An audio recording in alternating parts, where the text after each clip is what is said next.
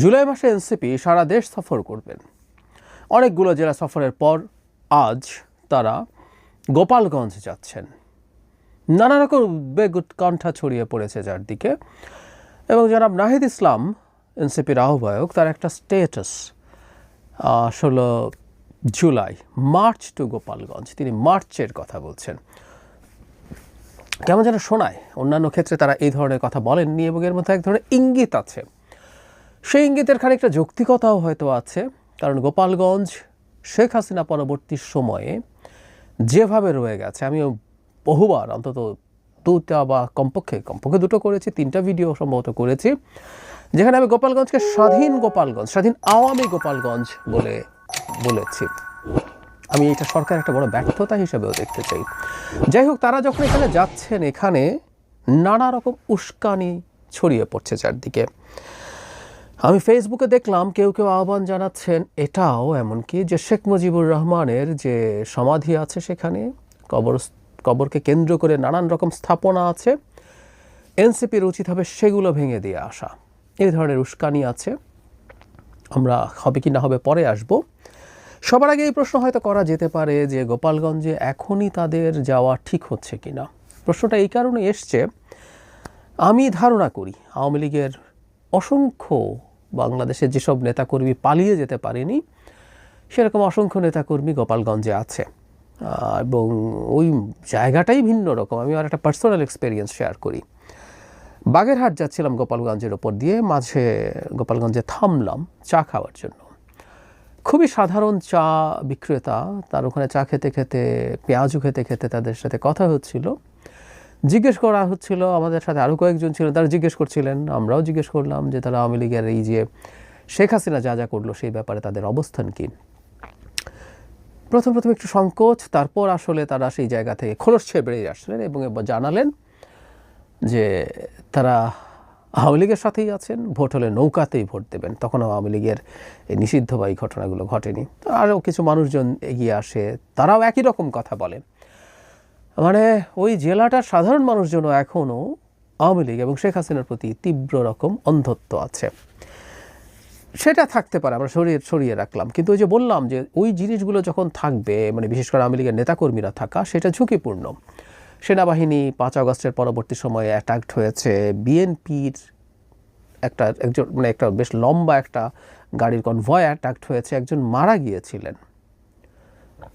Poster তারা তাদের মতো করে, মানে তাদের কাছে পুলিশ যখন পোস্টার ছিনিয়ে নিতে গেছে, আওয়ামী লীগের লিফলেট ছিনিয়ে নিতে গেছে, সেখানে পুলিশের উপরে হামলা হয়েছে, পুলিশের গাড়িতে ভাঙচুর হয়েছে। সেই সময়গুলোতে আমি ভিডিওগুলো করে বলছিলাম সরকার কি তাহলে একটা স্বাধীন গোপালগঞ্জ মেনে নিচ্ছে, এটা আওয়ামী গোপালগঞ্জ, এখানে আওয়ামী লীগ তার মতো করে থাকবে। এবং আমার দাবি ছিল এখানে একটা সাঁড়াশি অভিযান, একটা চিরুনি অভিযান চালানো দরকার, যেখানে আওয়ামী লীগের সন্ত্রাসীরা যদি লুকিয়ে থাকে তাদেরকে খুঁজে বের করা দরকার। কিন্তু তেমন কিছু আমরা আসলে দেখিনি, এবং সেই প্রেক্ষাপটেই এনসিপি ওখানে যাচ্ছে। এখন দুই দলেরই দিক থেকে নানান প্ল্যান থাকতে পারে। আওয়ামী লীগ যদি এখানে তাদের বিভিন্ন জায়গায় তাদের উপরে হামলা করতে পারে, সেই হামলার পাল্টায় যদি কিছু হয়, সেই ঘটনাটা আলটিমেটলি আওয়ামী লীগের দিকে যাবে। তারা তাদের অন্তত ভিজিবিলিটি দেখাতে পারবে, এবং তাদের উপরে হামলা হয়েছে, তারা উস্কানি দিয়ে যদি হামলা করাতে পারে, সেটা তাদের জন্য পজিটিভ ঘটনা ঘটবে। আমরা শেখ হাসিনাকে তো রীতিমতো এই পরিকল্পনা করতে দেখেছি, তারা এমন কিছু প্রভোগ করবেন যে তাদেরকে হামলা করা হবে। নিশ্চয় মনে আছে ট্রাম্পের ছবি নিয়ে মিছিল করতে বলা হয়েছিল, তারপরে যদি হামলা করে সেই ছবি তুলে তাকে পাঠানোর জন্য এসব বলা হয়েছিল।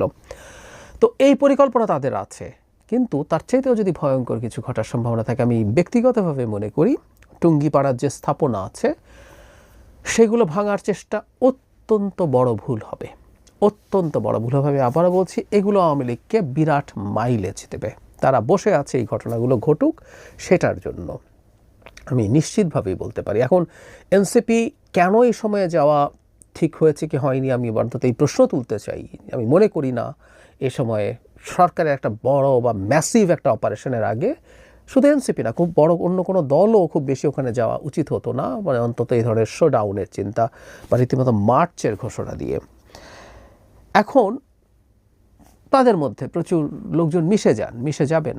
তারা যখন বিভিন্ন জায়গায় যান, বিভিন্ন মানুষ এসে একত্র হয়, আমরা দেখেছি ভালোই লোকজন তাদেরকে দেখতে আসেন, তাদের সমর্থনেও হয়তো আসেন। আমি আবারও বলি, আমি বহুবার বলেছি, এটা অসাধারণ দৃশ্য।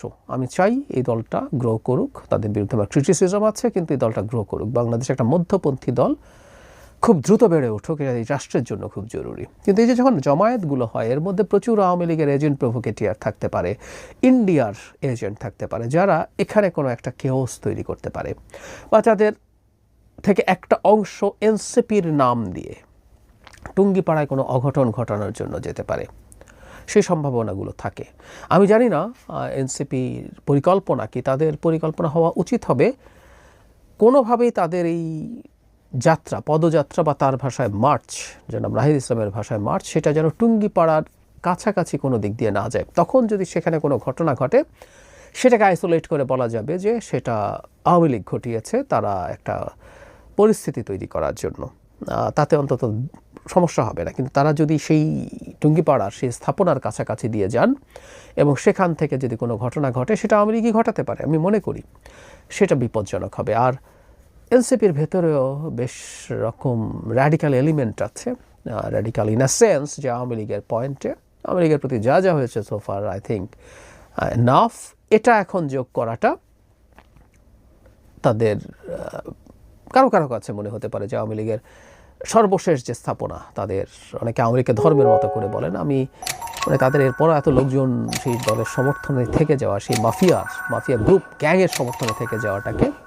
এভাবে ইন্টারপ্রিট করা যায়। তো যাই হোক, সেটা সর্বশেষ যে সিম্বল, ধর্মের সাথে যেমন কতগুলো স্যাক্রেড প্লেসের যোগাযোগ থাকে, সেরকম আরেকটা সর্বশেষ স্যাক্রেড প্লেসটা যদি ভেঙে দেওয়া যায়, কেউ কেউ এটাকে এনসিপির বিরাট অর্জন বলে দেখানোর চেষ্টা করছেন, এবং যে কাজটা বিএনপি করে নাই সেটা যদি এনসিপি করতে পারে, সেটা এনসিপির জন্য বিরাট পলিটিক্যাল প্লাস পয়েন্ট যোগ করবে বলে আলাপ টালাপ হচ্ছে। আমি মনে করি এটা আসলে একেবারেই সঠিক না, এটা একেবারেই ভুল হবে। নিজেদের দিক থেকে তো সেটা হওয়াই উচিত না, এবং তাদের মধ্য থেকে কেউ গিয়ে অথবা তারা এমন কিছু করবেন যে আওয়ামী লীগ এই কাজটা করবে গিয়ে, এই সুযোগ রাখা উচিত না। আর সরকারের কাছে আহ্বান, এই তারা যারা যাচ্ছেন তাদেরকে অতি পর্যাপ্ত নিরাপত্তা দেয়, এবং তার চাইতে জরুরি কথা, টুঙ্গিপাড়া স্থাপনা প্রয়োজনে সেনাবাহিনী দিয়ে পাহারার ব্যবস্থা করতে হবে, যেন সেখানে কেউ এনসিপির কেউ অতি উৎসাহী হয়ে অথবা আওয়ামী লীগেরও কেউ কোনো স্যাবোটাজ করার জন্য এই কাজটা করতে না পারে, এটা এনশিওর করতে হবে। সরকারকে এই দায়িত্ব নিতে হবে। দিনের শেষে এই সব কিছু ঠেকানোর দায়িত্ব সরকারের, এই কথা সরকার যেন ভুলে না যায়। তারা এই সিদ্ধান্ত নিয়েছেন, এনসিপি সঠিক সিদ্ধান্ত না, কিন্তু সিদ্ধান্তটা যেহেতু নিয়েই ফেলেছেন, তারা সতর্ক থাকবেন, সহজভাবে সুন্দরভাবে তাদের এই যাওয়াটা যাতে ভালো হয়। আবারও বলছি, তারা এটাকে মার্চের মতো যাতে মনে না করেন। এটা আওয়ামী লীগের দুর্গ এখনও হয়ে আছে, আওয়ামী লীগের পান্ডারা, অসংখ্য পান্ডা ওখানে লুকিয়ে থাকতেই পারেন, কিন্তু মার্চ শব্দটার মধ্যে তাদের দিক থেকে এক ধরনের উস্কানিরও ইন্টারপ্রিটেশন করা যায়। তারা এই ধরনের কোনো উস্কানি ওখানে গিয়ে দেখাবেন না।